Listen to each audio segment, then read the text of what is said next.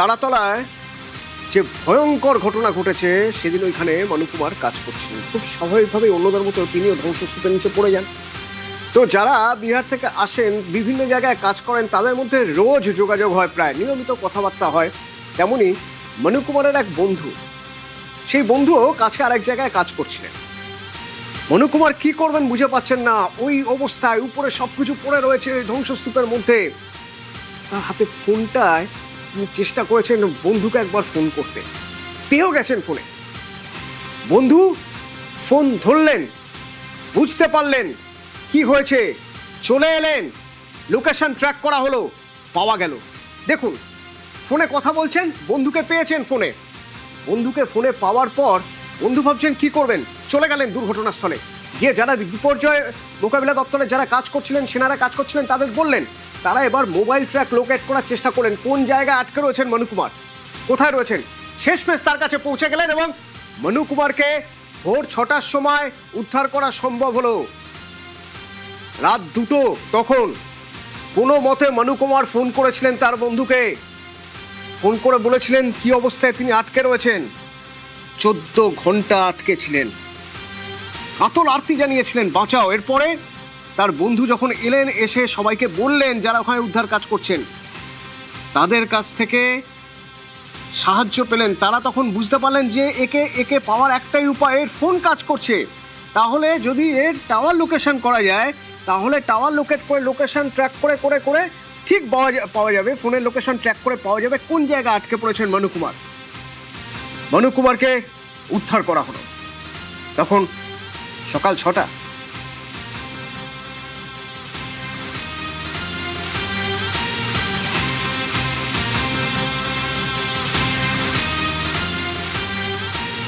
Phone किया था कि हम सही सलामत है, हमको जल्दी बाहर निकालिए। मोनू कुमार 2 बजे रात के कॉल किया। हाँ, उसके बाद यहाँ जो आदमी था उसको फोन किया कि भाई मोबाइल ले जाओ, उसका फोन पे नंबर करो, बात करो, निकल जाएगा, वो सही है। 2 बजे में फोन किया था। हाँ, 2 बजे रात में। अभी कैसे है वो? अभी नाजुक हालत है। हाँ, 1 बजे रात में किया था। क्या बोला था वो? तो बोला था कि मुझे बचाओ, समझे। तो मैंने बोला जहाँ तुम बात कर रहे हो वहाँ का लोकेशन भेजो, किस जगह तुम फंसे हो। तो मैंने लोकेशन पे गया, सिपाही जाने नहीं दे रहा था। मैंने बोला सिपाही को बोलो लोकेशन के साथ चलो मेरे साथ, मेरा आदमी फंसा हुआ है। तब मेरा आदमी को भेजे, उसके लोकेशन पे मैंने 6 बजे सुबह में निकलवाया। फिर একেবারে ধসে পড়েছে, 3টি তল একসঙ্গে ধসে পড়েছে। খুব স্বাভাবিকভাবে উদ্ধার করতে গেলে একটা ভার্টিক্যাল টানেল করতে হয়েছে। ভার্টিক্যাল টানেল করে পাশ থেকে সেই টানেলের ভিতর দিয়ে গিয়ে গিয়ে উদ্ধার করতে হচ্ছে। কিন্তু এরই মাঝে ব্যাপক বৃষ্টি, উদ্ধার কাজ বেশ কিছুটা ব্যাহত হয়। তারপরে নতুন করে যখন উদ্ধার কাজ শুরু হলো, তখন দেখা গেল আরেকটা এমন পয়েন্ট পাওয়া গিয়েছে যেখান থেকে উদ্ধার করা সম্ভব। আমার সঙ্গে অনুপ রয়েছেন, সরাসরি কথা বলবো একবার অনুপের সঙ্গে। অনুপ, এই বৃষ্টির মধ্যে উদ্ধার কাজ তো বেশ কিছুটা আটকেই গিয়েছিল, কিন্তু একটা বোধহয় ভালো খবর, আর একটা পয়েন্ট পাওয়া গেছে যেখান থেকে ভার্টিক্যাল টানেল করা যাবে।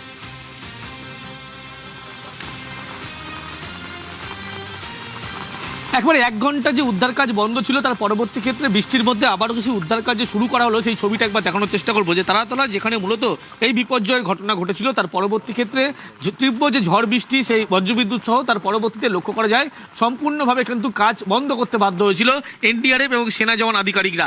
এবং এই মুহূর্তে নতুন করে যে উদ্ধার কাজের কাজ শুরু হলো, সেটা ছবিটা একবার দেখানোর চেষ্টা করবো। এই মুহূর্তে ঠিক ওপরের দিকের অংশ যেখানে লোহার বিমগুলো লক্ষ্য করা যাচ্ছে, সেখানে কিন্তু নতুন করে ভার্টিক্যাল ডিল করে কিন্তু সেখান থেকে যাতে ভিতরে কেউ আটকে এখনো রয়েছে বলে এমনটা তারা প্রাথমিকভাবে মনে করছে, সেগুলোকে তাদেরকে উদ্ধার করার ইতিমধ্যে সেই চেষ্টা তারা চালাচ্ছে। এবং ছবি যদি দেখাতে বলবো আরও একবার, যে এনডিআরএফ আধিকারিক তারা ক্রেন ব্যবহার করে একেবারে ভিতরের অংশ যেখানে ভার্টিক্যাল ডিল করা হচ্ছিল, সেই অংশে কিন্তু নামানোর চেষ্টা করা হচ্ছে। এবং যেহেতু ভিতরে প্রবল বৃষ্টি, ঝড় বৃষ্টি, বজ্রবিদ্যুৎ সহ বৃষ্টি, ভিতরে জল জমেছিল এমনটাই খবর। এবং পরবর্তী ক্ষেত্রে এনডিআরএফ আধিকারিক তারা সেই জল যেমন একদিক দিয়ে বের করার চেষ্টা করছে, অন্যদিকে যে ছবি দেখতে পাচ্ছ যে ক্রেনের মাধ্যমে কিন্তু নিচের অংশে নামানো হচ্ছে এবং সেখান থেকেই ভার্টিক্যাল যেখানে ডিল করা হয়েছিল সেখান থেকে উদ্ধারের আবার চেষ্টা শুরু করা হয়েছে।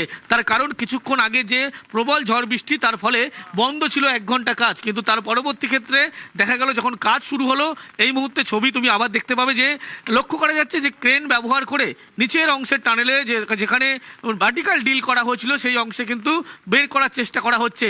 যেহেতু ভিতরে এখনো পর্যন্ত কয়েকজন আটকে রয়েছে এমনটাই তারা জানতে পারছে এবং সেই জায়গার অংশে তারা পৌঁছানোর চেষ্টা করছে। এবং ছবিতে একেবারে লক্ষ্য করতে পারবে যে নতুন করে যে উদ্ধার কাজ যে শুরু হলো সেখানে কিন্তু নতুন করে সেনা জওয়ান, এনডিআরএফ আধিকারিক, দমকল আধিকারিক, অন্যদিকে ডিজাস্টার ম্যানেজমেন্টের যে টিম তারা কিন্তু উপস্থিত রয়েছে এবং এই ক্রেনের মাধ্যমেই যেখানে ভার্টিক্যাল ডিল করা হচ্ছে সেই অংশে প্রবেশ করানোর চেষ্টা করা হচ্ছে এবং সেখান থেকেই বের করার উদ্ধার কাজ করা হচ্ছে। এবং দেখা যাচ্ছে বলা হচ্ছে এখানে বেশ কয়েকজন এখনো পর্যন্ত নতুন করে আটকে রয়েছে, তাদেরকে বের করার জন্য এই সমস্ত রকম প্রচেষ্টা করা হচ্ছে।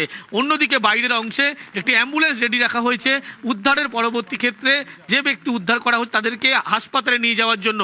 এসএসকেএম হাসপাতাল, এখান থেকে তাদেরকে উদ্ধারের পরবর্তী ক্ষেত্রে নিয়ে যাওয়া হবে।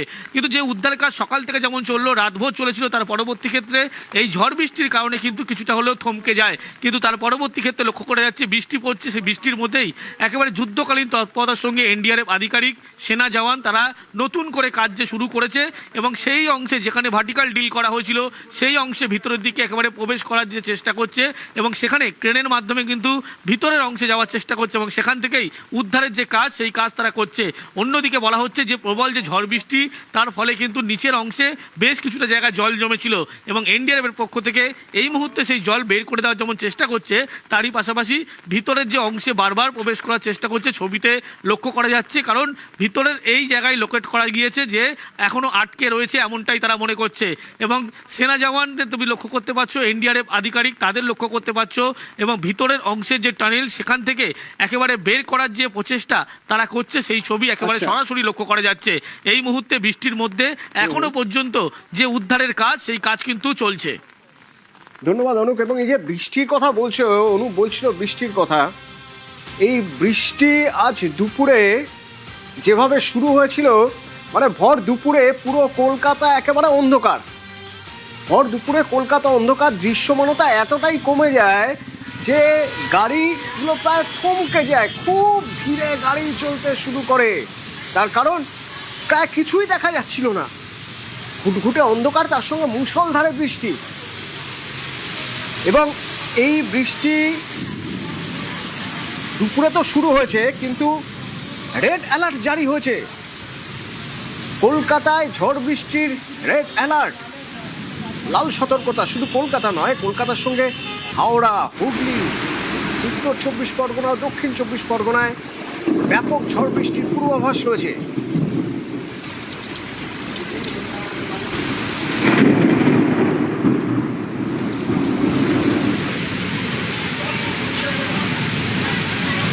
বেশ কিছু রাস্তায় জল জমেছে, তীব্র যানজট তৈরি হয়েছে সল্টলেক, করুণাময়ী সেক্টর 5-এর বিস্তীর্ণ এলাকায় রাস্তায় জল জমে গিয়েছে।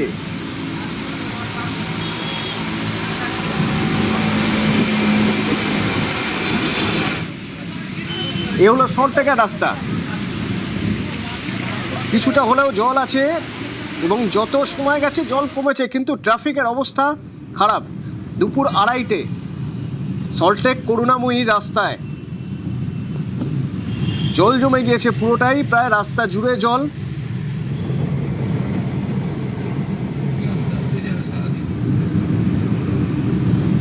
সল্টলেকের বিভিন্ন জায়গার রাস্তার প্রায় একই রকম ছবি।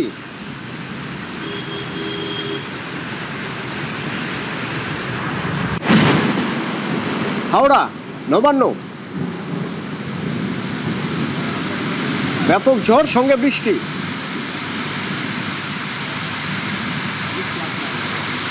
দৃশ্যমানতা কমে যায় হঠাৎ করেই।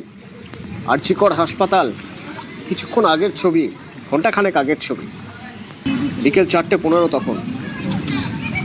এই অবস্থাতেই যাওয়া আসা করতে হচ্ছে এক বিভাগ থেকে আরেক বিভাগ, দীর্ঘদিন এইভাবেই যাওয়া আসা করতে হচ্ছে।